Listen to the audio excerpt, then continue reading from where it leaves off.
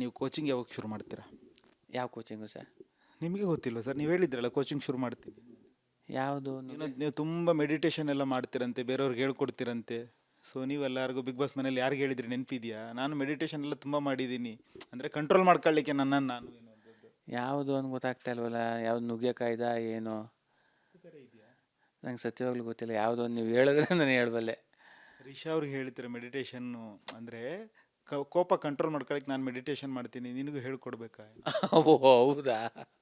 ಅಂದರೆ ಅತಿ ಹೆಚ್ಚು ಕೋಪ ಅಂತಲ್ಲ, ಒಂಚೂರು ವಾಲ್ಯೂಮ್ ಜಾಸ್ತಿ ಮಾಡಿ ಮಾತಾಡ್ತಾ ಇರೋರು ಸರ್ ನನ್ನ ಜೊತೆ ಎಲ್ಲ ಎಲ್ಲರ ಜೊತೆನೂ. ನಾನು ಅದಕ್ಕೇನೆ ನೋಡಿ ಅದ ಗಮನಿಸಿದ್ದೀರಲ್ಲಿ ತುಂಬ. ನೋಡಮ್ಮ ಮೆಡಿಟೇಷನ್ ಮಾಡೋದು ಕಲ್ತ್ಕೊಂಡು ನಾನು ರಘುವಣ್ಣವ್ರ ಹತ್ರ ಹೇಳ್ಸ್ಕೊತೀನಿ ಅಂದರು. ಅವ್ರ ಹತ್ರ ಬಿಡೋದು ನಾನೇ ಹೇಳ್ಕೊಡ್ತೀನಿ ಮೆಡಿಟೇಷನ್ ಮಾಡೋದಾ. ಒಂಚೂರು ಕೋಪ ಕಡಿಮೆ ಮಾಡ್ಕೊ, ಅದು ಬಿಟ್ಟರೆ ನೀನು ಎಲ್ಲರ ಜೊತೆ ಭಾಳ ಪ್ರೀತಿ ವಿಶ್ವಾಸದಿಂದ ಇರ್ತೀಯ. ಆಮೇಲೆ ರಿಸರ್ವ್ ನನ್ನ ಒಂದು ದೊಡ್ಡ ಗುಣ ಏನು ಇಷ್ಟ ಆಗ್ತದೆ ಅಂದರೆ, ಯಾರ ಜನ ಒಬ್ರ ಜೊತೆ ಇವತ್ತು ಜಗಳ ಆಡಿದ್ರೆ ನಾಳೆ ಅವ್ರ ಜೊತೆ ಆ ಹುಡುಗಿನೇ ಹೋಗಿ ಮಾತಾಡ್ತಿದ್ದೆ. ಅದೊಂದು ದೊಡ್ಡ ಗುಣ ನಿಜವಾಗ್ಲೂ. ಅದು ನನಗೆ ಇಷ್ಟ ಆಯಿತು. ಈಗ ಒಂದು ಅವಕಾಶ ಕೊಟ್ಟಿದ್ರೆ ಚಂದ್ರಪ್ರಭಾ ಅವ್ರಿಗೆ ಬಿಗ್ ಬಾಸ್, ಸೊ ಮನೆಯಿಂದ ಆಚೆ ಬರಬೇಕಾದ್ರೆ ನಿಮ್ಮ ರೈಟ್ ಹ್ಯಾಂಡಲ್ಲಿ ಇನ್ನೊಂದು ಹ್ಯಾಂಡನ್ನು ಎಳ್ಕೊಂಬರ್ಬೇಕು ಅಂದಿದ್ರೆ ಯಾರನ್ನ ಕರ್ಕೊಂಬರ್ತಿದ್ರು ಮನೆಯಿಂದ ಹೊರಗಡೆ? ಸತ್ಯವಾಗ್ಲೂ ನಾನು ಆ ಥರದ್ದು ಕೆಲಸ ಮಾಡೋದಿಲ್ಲ ಸರ್. ಆಯಿತು, ಕರ್ಕೊಂಬರ್ಲೇಬೇಕು ಅಂತೇಳಿ ಟಾಸ್ಕ್ ಇದ್ದಿದ್ರೆ ನಾನು 100% ನಾನು ಕರ್ಕೊಬತ್ತಿರ್ನಿಲ್ಲ. ಯಾಕಂದರೆ ಅವ್ರು ಹೇಳಿದ ತಕ್ಷಣ ನನ್ನ ಮನಸ್ಸು ಒಪ್ಪಬೇಕಲ್ಲ. ನನ್ನ ಮನ್ಸಿಗೆ ಒಪ್ತಿರೋದನ್ನ ನಾನು ಯಾವ್ದಾರನ್ನ ಇಲ್ಲಿ ತನಕ ಮಾಡೋದಿಲ್ಲ. ಯಾಕೆಂದರೆ ನನಗಿಷ್ಟ ಇಲ್ಲ ಅಂತ ನಾನು ಹೋಗ್ತಾಯಿದ್ದೀನಿ. ಅವರೆಲ್ಲ ಇಷ್ಟ ಅಂತ ಅಲ್ಲಿ ಆಡ್ತಾರರು. ಎಷ್ಟೋ ಕನಸುಗಳ್ನ ಕಟ್ಕೊಂಡು ಬಂದಿರ್ತಾರೆ. ಅವ್ರನ್ನ ಆಸೆನ ಯಾಕೆ ನುಚ್ಚು ಮಾಡಬೇಕು? ಅವ್ರು ಆಡಲಿ ಚೆನ್ನಾಗಿ. ಅವ್ರು ಯಾವಾಗ ಆಚೆ ಬರಬೇಕು ಅನ್ಸುತ್ತೆ ಆವಾಗ ಆಚೆ ಬರಲಿ.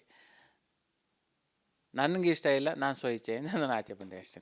ರಕ್ಷಿತ್ ಅವ್ರು ಹೇಳ್ತಾ ಇದ್ರು, ಮೊನ್ನೆ ಕೂತ್ಬಿಟ್ಟು ಹೇಳ್ತಾ ಇದ್ರು, ಸೊ ನಾನು ಯಾರ ಜೊತೆಗೆ ತುಂಬ ಕ್ಲೋಸ್ ಆಗೋಕ್ಕೆ ಶುರು ಆಗ್ತೀನೋ ಅವ್ರು ನೆಕ್ಸ್ಟ್ ವಾರ ಹೊರಗೆ ಹೋಗ್ಬಿಡ್ತಾರೆ ಅನ್ನುವಂಥದ್ದು. ಮಲ್ಲಮ್ಮ ಆಯ್ತು, ಈಗ ಚಂದ್ರಪ್ರಭಾ ಆಯಿತು, ನೆಕ್ಸ್ಟ್ ಯಾರು ಏನು ಅಂತ. ಅದಕ್ಕೆ ಗಿಲ್ಲಿ ಹೇಳ್ತಾ ಇದ್ದ ಅಶ್ವಿನಿ ಅವ್ರ ಜೊತೆ ಕ್ಲೋಸ್ ಆಗು. ನೋಡಿ ಅದೆಲ್ಲ ಸುಮ್ಮನೆ ತಮಾಷೆಗೆ ಅಷ್ಟೇ. ಯಾಕೆಂದ್ರೆ ಹಂಗಾರೆ ಯಾರ ಜೊತೆ ಇರ್ತೀನಿ ಅವ್ರು ಆಚೆಗೆ ಬರ್ತಾರೆ, ಹಂಗಾರೆ ಯಾರ ಜೊತೆ ಇದ್ದರೆ ಅಲ್ಲಿ ವಿನ್ ಆಗ್ತೀವಿ ಅಂತ ಅರ್ಥ ಅಲ್ವೇ? ಅದೆಲ್ಲ ಸುಮ್ಮನೆ ಅಷ್ಟೇ. ಯಾಕೆಂದರೆ ಆ ಥರದ್ದೇನು ನನಗೆ ನಂಬಿಕೆ ಇಲ್ಲ ಅಷ್ಟೇ. ಅದೊಂದು ತುಂಬ ನಮಗೆ ಯಾರು ನಮ್ಮ ಮನಸ್ಸಿಗೆ ಕನೆಕ್ಟ್ ಆಗ್ತಾರೆ ಅವ್ರ ಜೊತೆ ನಾವು ಜಾಸ್ತಿ ದಿನ ಇರೋಕ್ಕೆ ಇಷ್ಟಪಡ್ತೀವಿ ಅಷ್ಟೇ. ಆ ಥರ ತುಂಬ ರಕ್ಷಿತಾ ಆಗ್ಬೋದು, ಗಿಲ್ಲಿ ಆಗ್ಬೋದು, ಕಾವ್ಯ ಆಗ್ಬೋದು, ತುಂಬ ಅಂದರೆ ತುಂಬ ಹತ್ರ ಆಗ್ತಾರೆ ಅವ್ರು 3 ಜನನೂ. ಮೊದಲು ಅಥವಾ ಎರಡನೇ ವಾರದಲ್ಲಿ ಒಂದಿಷ್ಟು ತುಂಬ ಸೌಂಡ್ ಮಾಡಿಬಿಟ್ರಿ. ಯಾಕಂದರೆ ನಿಮ್ಮ ಜೊತೆ ಒಂದು ಕ್ಯಾಂಡಿಡೇಟ್ ಇತ್ತು, ಅದು ಯಾರು ಅಂತ ಹೇಳಿದ್ರೆ ಸತೀಶ್ ಅವರು. ಸೊ ಮೇಕಪ್ ವಿಚಾರದಲ್ಲಿ ಆಗಿರ್ಬೋದು ಅಥವಾ ನಿಮ್ಮ ಒಂಟಿ ಜಂಟಿ ವಿಚಾರದಲ್ಲಿ ಆಗಿರ್ಬೋದು ಸಿಕ್ಕಾಪಟ್ಟೆ ಸೌಂಡ್ ಆಯಿತು, ನಿಮ್ಗೆ ಅವ್ರಿಗೂ ಜಗಳ ಆಯಿತು. ಅದಾದಮೇಲೆ ಇಲ್ಲ ನಾವು ಪ್ರೀ ಪ್ಲ್ಯಾನ್ ಮಾಡ್ಕೊಂಡಿದ್ದು ಅದು ಗೇಮು ಅನ್ನೋಂಥದ್ದಾಯಿತು. ಸೊ ನಿಜಕ್ಕೂ ಅವರು ಸತೀಶ್ ಅವರು ಮುಖವಾಡ ಅಟ್ಕೊಂಡು ಆಟ ಆಡ್ತಿದ್ರು ಅಥವಾ ಇರೋದೇ ಹಾಗೆ ನಾ ವ್ಯಕ್ತಿ? ನನಗೆ ಸತೀಶ್ ಅಣ್ಣವ್ರ ಬಗ್ಗೆ ಮಾತಾಡೋಕ್ಕೆ ನನಗೆ ಇಷ್ಟನೇ ಇಲ್ಲ ಸರ್. ಯಾಕೆ ಅಂದರೆ ಬೇಡ ಅಂತ ಮಾತಾಡೋದು ಬೇಡ ಅಂತ. ಯಾಕೆಂದರೆ ಅವರೇ ಅಂತಲ್ಲ, ನಾವು ಟೋಟಲ್ 18 ಜನ ಅಲ್ಲಿಗೆ ಬಿಗ್ ಬಾಸ್ ಮನೆಗೆ ಹೋಗಿದ್ದೀವಿ ಅಂತ ಅಂದರೆ ನಿಜವಾಗ್ಲೂ ನಾವು ಎಲ್ಲನೂ ಮರೆತು ನಾವು ಆಟ ಆಡೋದ್ರ ಕಡೆ ಮಾತ್ರ ಗಮನ ಇರಬೇಕು, ಬೇರೆದ್ರ ಕಡೆ ಗಮನ ಇರಬಾರ್ದು. ಈಗ ಉದಾಹರಣೆಗೆ ಬಟ್ಟೆ ಹಾಕ್ಬೋದು, ಮೇಕಪ್ ಹಾಕ್ಬೋದು, ಇನ್ನೊಂದು ಸಿಂಗಾರ ಬಂಗಾರ, ಯಾವುದೋ ಒಂದು ಪರ್ಫ್ಯೂಮ್ ಹೊಟ್ಕೊಳ್ಳೋದು, ಇನ್ನು ಬಿಟ್ಟು ಆಟ ಆಡಬೇಕು ಅಂತ ಅನಿಸ್ತದೆ. ಅಂದರೆ ಅದು ಬೇಡ ಅಂತ ನಾನು ಹೇಳ್ತಿಲ್ಲ, ಬೇಕು. ಆದರೆ ಅದಕ್ಕಿಂತ ಹೆಚ್ಚಾಗಿ ಏನು ಬೇಕು ಅಂದರೆ ಚೆನ್ನಾಗಿ ಆಡಬೇಕು ಅನ್ನೋದ್ರ ಕಡೆ ಗಮನ ಇರಬೇಕು. ಈಗ ಹಂಗಾಗೋದಾದರೆ ಲಾಸ್ಟ್ ಬ್ಯಾಚು ಇವರು ಬರೀ ಪಂಚೆ ಹಾಕೊಂಡೇ ಆಡಿದ್ರು.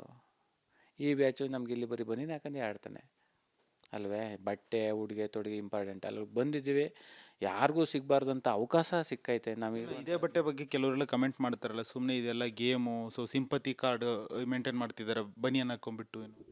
ಅದು ನನಗೆ ಗೊತ್ತಿಲ್ಲ ಸರ್, ಅದನ್ನ ಗಿಲ್ಲಿ ಬಂದಾಗಲೇ ಕೇಳ್ಬೇಕು ನೀವು ಸಿಂಪತಿ ಅಂತ. ಅಂದರೆ ನೋಡಿ ಸರ್, ನಾವು ಏನು ಹಾಕೊಂಡ್ರು ನಮ್ಮ ಬಗ್ಗೆ 100 ಜನ 100 ಥರ ಮಾತಾಡ್ತಾರೆ. ಈಗ ನಿಮ್ಮ ಬಗ್ಗೆ 100 ಜನ 100 ಥರ ಮಾತಾಡ್ತಾರೆ. ಬರೀ ಒಳ್ಳೆಯದಾಗೇನೆ ಸತ್ಯವಾಗ್ಲೂ ಮಾತಾಡೋದಿಲ್ಲ. ಆ 100 ಜನಕ್ಕೂ ಉತ್ತರ ಕೊಡಬೇಕು ಅಂತ ಏನಿಲ್ಲ. ಅವರು ಮಾಮೂಲಿ ಅವ್ರ ಕೆಲಸ ಅವ್ರಿಗೆ, ನಮ್ಮ ಕೆಲಸ ನಮಗೆ ಅಷ್ಟೇ. ಯಾವುದಕ್ಕೂ ಕಿವಿ ಕೊಡಬಾರ್ದು. ನಮ್ಮ ಕೆಲಸ ಏನೈತೆ ಅದು ಮಾಡ್ಕೊಂಡು ಹೋಗ್ತಾ ಇರ್ಬೇಕು ಅಷ್ಟೇ.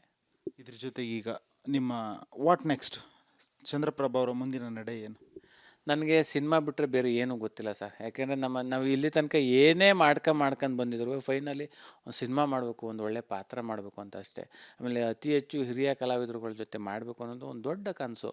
ಸುದೀಪ್ ಸರ್ ಆಗ್ಬೋದು, ದರ್ಶನ್ ಸರ್ ಆಗ್ಬೋದು, ಶಿವಣ್ಣ ಸರ್ ಆಗ್ಬೋದು, ಧ್ವನಿ ವಿಜಯ್ ಸರ್ ಆಗ್ಬೋದು, ಎಲ್ಲರ ಜೊತೆ ಮಾಡಬೇಕು ಅಂತ ದೊಡ್ಡ ಇನ್ನೂ ಹಿರಿಯ ಕಲಾವಿದ್ರ ಜೊತೆ ಮಾಡಬೇಕು ಒಂದು ಆಸೆ. ಏನು ದೊಡ್ಡ ಪಾತ್ರನೋ ಸಣ್ಣ ಪಾತ್ರನೋ ಯಾವುದೋ ಒಂದು ಪಾತ್ರ ಸಿಕ್ಕರೂ ಸಾಕು, ನಮ್ಮ ಜೀವನದಲ್ಲೂ ಏನೋ ಒಂದು ಸಾರ್ಥಕತೆ ಆಗ್ತದೆ.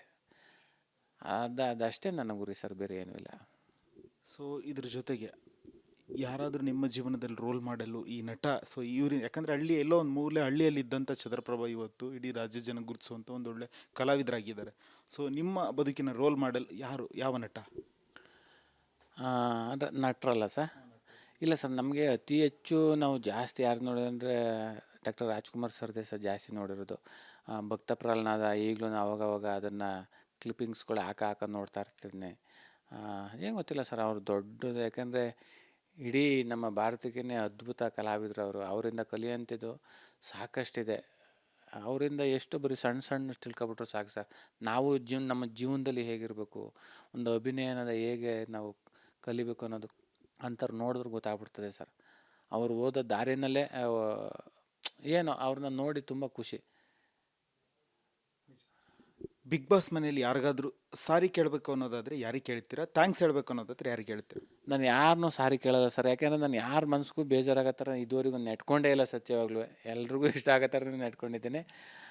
ಅದರಿಂದ ನಾನು ಯಾರನ್ನೂ ಸಾರಿ ಕೇಳೋಕ್ಕೂ ನಾನು ಇಷ್ಟಪಡೋದಿಲ್ಲ. ಸೊ ಬಿಗ್ ಬಾಸ್ ಮನೆಯಲ್ಲಿ 6 ವಾರಗಳ ಕಳೆದಂತಹ ಬೆಸ್ಟ್ ಡೇ ಯಾವುದು ನಿಮ್ಮದು? ಇಲ್ಲ, ಅಲ್ಲಿ ಪ್ರತಿದಿನ ಪ್ರತಿ ಕ್ಷಣನೂ ನಾನು ಅನುಭವಿಸಿದ್ದೀನಿ. ಯಾಕೆಂದರೆ ಅಷ್ಟು ದಿನವೂ ಒಂದು ಮೆಮೊರಿ ಮತ್ತೆ ಪಡ್ಕೊಳ್ಳೋಕೆ ಸಾಧ್ಯನೇ ಇಲ್ಲ. ಮತ್ತು ಈ ಜನ್ಮದಲ್ಲಿ ಮತ್ತೆ ಹೋಗೋಕ್ಕೂ ಆಗೋದಿಲ್ಲ. ಆ ಬಿಗ್ ಬಾಸ್ಗೆ ಹೋಗೋವಂಥದ್ದು ಒಂದು ಜೀವನದಲ್ಲಿ ಒಂದೇ ಸಲ ಬರೋಕ್ಕೆ ಸಾಧ್ಯ, ಮತ್ತೊಮ್ಮೆ ಹೋಗೋಕ್ಕಾಗೋದಿಲ್ಲ. ಅಲ್ಲಿದ್ದು ಅಷ್ಟು ದಿನ ನಿಜವಾಗ್ಲೂ ತುಂಬ ಅನುಭವಿಸಿದ್ದೀನಿ. ಅದೆಲ್ಲ ನನಗೆ ಮೆಮೊರಿನೇ sir. So finally Big Boss ಕಪ್ಪನ್ನು ಕೈಲಿ ಹಿಡಿಯುವಂಥ ವ್ಯಕ್ತಿ ಯಾರು ಮನೆ ಒಳಗಡೆ? ಅದು ಹೇಳೋದು ತುಂಬ ಕಷ್ಟ ಆಗ್ಬಿಡ್ತದೆ ಸರ್. ಯಾಕೆಂದರೆ ಈಗ ಆಗಿರೋದೇ 6 ವಾರ ಜರ್ನಿ. ಇನ್ನೂ ಹೆಚ್ಚು ಕಡಿಮೆ ಒಂದು 10-11 ವಾರ ಇರೋದ್ರಿಂದ ಈಗಲೇ ಇಂಥರೇ ಗೆಲ್ತಾರೆ ಅಂದರೆ ತಪ್ಪಾಗ್ಬಿಡುತ್ತೆ. ಯಾಕಂದರೆ ಅಲ್ಲಿರೋರೆಲ್ಲ ಅಷ್ಟು ಜನನೂ ತುಂಬ ಸ್ಟ್ರಾಂಗ್ ಇರೋದ್ರಿಂದ ಅದು ಏರಿಳಿತಗಳು ಆಗ್ತಾನೆ ಇರ್ತದೆ. ಈಗ ಒಂದು 6 ವಾರದ ಒಂದು ಫಲಿತಾಂಶವನ್ನು ತೆಗೆದುಕೊಂಡಾಗ ಗಿಲ್ಲಿಯವರು ತುಂಬ ಚೆನ್ನಾಗಿ ಆಡ್ತಾವ್ರೆ, ಅಶ್ವಿನಿ ಮೇಡಮ್ ಅವ್ರು ಆಡ್ತಾಯಿದ್ದಾರೆ, ರಕ್ಷಿತ್ ಅವರು ಆಡ್ತಾಯಿದ್ದಾರೆ. ಹೋಯ್ತಾ ಗೊತ್ತಿಲ್ಲ, ಕೆಳಗಡೆ ಇರೋರು ಮೇಲೆ ಹೋಗ್ಬೋದು, ಮೇಲೆ ಕೆಳಗಡೆ ಹೋಗ್ಬೋದು. ಹಿಂಗೆ ಆಗೋದಂತೂ 100% ಆಗೇ ಆಗ್ತದೆ. ಹಿಂಗೆ ಏರುಪೇರು. ಯಾರು ತುಂಬ ಚೆನ್ನಾಗಿ ಆಡ್ತಾರೋ ಅವ್ರಿಗೆ ಮೋಸ ಆಗ್ಬಾರ್ದು ಅಷ್ಟೇ. ಇರುವಂಥ 16 ಜನದಲ್ಲಿ ಯಾರು ತುಂಬ ಚೆನ್ನಾಗಿ ಆಡಿ ಇಡೀ ಕರ್ನಾಟಕ ಜನತೆಗೆ ಮನಸ್ಸಲ್ಲಿ ಉಳಿತಾರೋ ಅವ್ರಿಗೆ ಮೋಸ ಆಗಬಾರ್ದು, ಅವ್ರು ಗೆಲ್ಲಬೇಕು. ಸೊ ಫೈನಲಿ ಆಡಿಯನ್ಸ್ಗೆ ಒಂದು ಕುತೂಹಲ ಇದೆ. ಮನೆ ಒಳಗಡೆ ಅಂತೂ ನಮ್ಮನ್ನು ಒಂದಷ್ಟು ರಂಜಿಸಿದ್ರು, ಅದಾದ ನಂತರ ಮೌನಕ್ಕೆ ಹೋಗ್ಬಿಟ್ರು ಚಂದ್ರಣ್ಣ. ಅದೇನೋ ಮನಸ್ಸಿಗೆ ನೋವು ಉಂಟಾಗಿ. ಇಲ್ಲಾದರೂ ಒಂದು ಡೈಲಾಗ್ ಅಥವಾ ಒಂದು ಹಾಡು ಹೇಳ್ಬೋದಾ?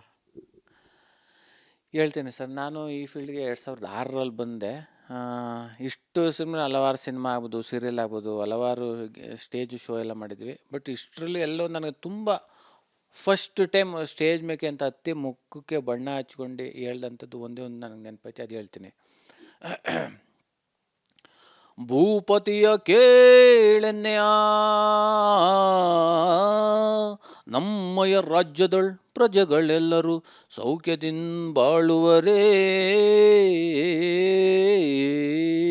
ಒಡೆಯ ಕೇಳ್ಪೇಳುವೆ, ನುಡಿಯ ಪರಿಯ ಪೇಳುವೆ, ಆ ನುಡಿಯ ಪರಿಯ ಪೇಳುವೆ.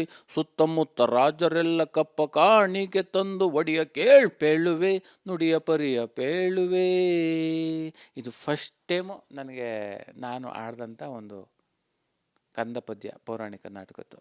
ಸೊ ಫೈನಲಿ ಈಗ ಆಡಿಯನ್ಸಿಗೆ ಏನು ಹೇಳ್ತಾರೆ? ನಿಮ್ಮನ್ನು ತುಂಬ ಮಿಸ್ ಮಾಡ್ಕೊಂಡಿದ್ದಾರೆ. ನಿಜವಾಗ್ಲೂ ತುಂಬ ಖುಷಿ ಆಗ್ತದೆ ಸರ್. ಯಾಕೆಂದರೆ ಇಲ್ಲಿ ಗಂಟ ಮಜಾ ಬರ್ತಾ ಆಗ್ಬೋದು, ಗಿಚ್ಚಿಗಿಲಿ ಆಗ್ಬೋದು, ಬಿಗ್ ಬಾಸ್ ಆಗ್ಬೋದು, ಇಲ್ಲಿ ಗಂಟ ಗೊತ್ತೋ ಗೊತ್ತಿಲ್ದೋ ಏನೋ ತಪ್ಪಾದಾಗ ನನ್ನ ಕ್ಷಮಿಸಿ ಒಂದು ಪ್ರೀತಿ, ಆಶೀರ್ವಾದ, ಚಪ್ಪಾಳೆ ಕೊಟ್ಟಂತಹ ನನ್ನ ಕರ್ನಾಟಕ ಜನತೆಗೆ ತುಂಬು ಹೃದಯದ ಧನ್ಯವಾದಗಳನ್ನ ಹೇಳ್ತೀನಿ. ಎಷ್ಟು ಕ್ಲಾರಿಟಿ, ಯಾಕಂದರೆ ಬಿಗ್ ಬಾಸ್ ಮನೇಲಿ ನೀವು ಕ್ಲಾರಿಟಿ ಕೊಟ್ಟು ಅನುಭವ ಆಗಿದೆ. ಸೊ ಒಂದಷ್ಟು ಇತ್ತೀಚಿನ ದಿನಗಳಲ್ಲಿ ಅವಕಾಶಗಳು ಸಿಗ್ತಾ ಇಲ್ಲ ಚಂದ್ರಪ್ರಭಾ ಅವ್ರಿಗೆ, ಹಾಗಾಗಿ ಗಾರೆ ಕೆಲಸಕ್ಕೆ ಹೋಗ್ತಾ ಇದ್ದಾರೆ ಅನ್ನುವಂಥದ್ದು ಒಂದು. ಮಾತಾಡೋದೇ ಬಿಡಿ ಸರ್, ಕೆಲವೊಂದು ವಿಚಾರದ ಬಗ್ಗೆ ಮಾತಾಡೋದೇ ಬೇಡ ಅಂತ ಅನ್ನಿಸ್ತೈತೆ ನನಗೆ. ಸರ್ ಅಂತ ನಿರ್ಧಾರ ಇಲ್ಲ, ಬೇಡ ಅಂತ ಸರ್, ಕೆಲವ್ರ ಬಗ್ಗೆ ಬೇಡವೇ ಬೇಡ ಮಾತಾಡೋದು ಅಂತ. ಓಕೆ, ಫೈನಲಿ ಈಗ ಮತ್ತೇನಾದರೂ ಬಿಗ್ ಬಾಸ್ ಮನೆಗೆ ಕರೆದ್ರೆ ಹೋಗ್ತೀರಾ ವಾಪಸ್? ಇಲ್ಲ ಸರ್, ಸಾಕು ಸರ್. ಇಷ್ಟು ದಿನ ಇದ್ದೆ, ತುಂಬ ಖುಷಿ ಐತೆ. ಇನ್ನು ಮಾಡುವಂಥ ಕೆಲಸಗಳು ತುಂಬ ಇದೆ, ಅದ್ರ ಕಡೆ ಗಮನ ಕೊಡೋಣ. ನಿಮ್ಮ ಫೇವ್ರೇಟ್ ಮಲ್ಲಮ್ಮನ ಬಗ್ಗೆನೇ ಏನು ಹೇಳಲೇ ಇಲ್ಲ ನೀವು? ಇಲ್ಲ, ಅವರು ನಾವು ಯಾವತ್ತೂ ಸ್ಪರ್ಧಿ ಅಂತ ಅಂದ್ಕೊಳ್ಳಲ್ಲ ಸರ್. ಯಾಕೆಂದರೆ ಆ ವಯಸ್ಸಿನಲ್ಲಿ ಬಂದಿದ್ದಾರೆ ಬಿಗ್ ಬಾಸ್ ಮನೆಗೆ ಅಂದರೆ ಅದೇ ಒಂದು ದೊಡ್ಡ ಸಾಧನೆ ಸರ್. ನಿಜವಾಗ್ಲೂ ಆ ವಯಸ್ಸಿನಲ್ಲಿ ಯಾರು, ಈಗ ನಾವು ಆ ವಯಸ್ಸಿನಲ್ಲಿ ಒಂದು ಗೇಮ್ನು ಆಡೋಕ್ಕಾಯ್ತದೋ ಇಲ್ವೋ ಗೊತ್ತಿಲ್ಲ. ಅವರು ನೀರೊಳಗೆ ಬಿದ್ದು ಅದೊಂದು ಕೀ ತಗೊಬರೋದಾಗ್ಬೋದು, ಆಮೇಲೆ ಹಲವಾರು ಗೇಮಲ್ಲಿ ತುಂಬ ಸ್ಟ್ರಾಂಗ್ ಇದ್ದರು. ಆ ವಯಸ್ಸಿನಲ್ಲಿ ಆಡಿದ್ದಾರೆ, ಆ ವಯಸ್ಸಿನಲ್ಲಿ ಬಂದಿದ್ದಾರೆ ಅಂದರೆ ಅದೇ ಒಂದು ದೊಡ್ಡ ಸಾಧನೆ. ಆ ಮನೆ ಒಳಗೆ ನಿಜವಾಗ್ಲೂ ಎಲ್ಲರೂ ಒಂದು ತಾಯಿಯ ಒಂದು ಸ್ವರೂಪವಾಗಿದ್ದರು. ನಿಜವಾಗ್ಲೂ ತುಂಬ ಖುಷಿ ಆಗ್ತದೆ. ಅವ್ರಿಗೆ ದೇವರು ಇನ್ನೂ ಒಳ್ಳೆ ಆರೋಗ್ಯ ಆಯುಸ್ ಕೊಡಲಿ, ಅವ್ರಿಗೆ ಒಳ್ಳೇದು ಮಾಡಲಿ ಅಂತ ಕೇಳ್ಕೊತೀನಿ. ಓಕೆ ಸರ್, ಫೈನಲಿ ಒಳ್ಳೆಯದಾಗಲಿ, ನಿಮಗೆ ಮತ್ತಷ್ಟು ಅವಕಾಶಗಳು ಬರಲಿ. ಸೊ ಇಡೀ ಕರ್ನಾಡಿನ ಜನರನ್ನು ಮತ್ತಷ್ಟು ರಂಜಿಸಿ ಅಂತ ನಾವು ಕೂಡ ಆಶೆ ಬಯಸ್ತೀವಿ. ಸೊ ವೀಕ್ಷಕರೇ, ಇದಾಗಿತ್ತು ಚಂದ್ರಪ್ಪ ಅವರ ಮಾತು. ಸೊ ಸಾಕಷ್ಟು ನೊಂದಿದ್ದಾರೆ. ಸೊ ಒಂದೊಳ್ಳೆ ಅವಕಾಶ ಸಿಕ್ಕಿತ್ತು, ನನಗೆ ಎಷ್ಟು ಸಾಧ್ಯನೋ ಅಷ್ಟು ಆಡಿದ್ದೀನಿ, ಜನರ ಮನಸ್ಸನ್ನು ಗೆದ್ದಿದ್ದೀನಿ ಅಂತೇಳಿ ಭಾವಿಸ್ತೀನಿ ಅಂತ ಹೇಳಿದ್ದಾರೆ.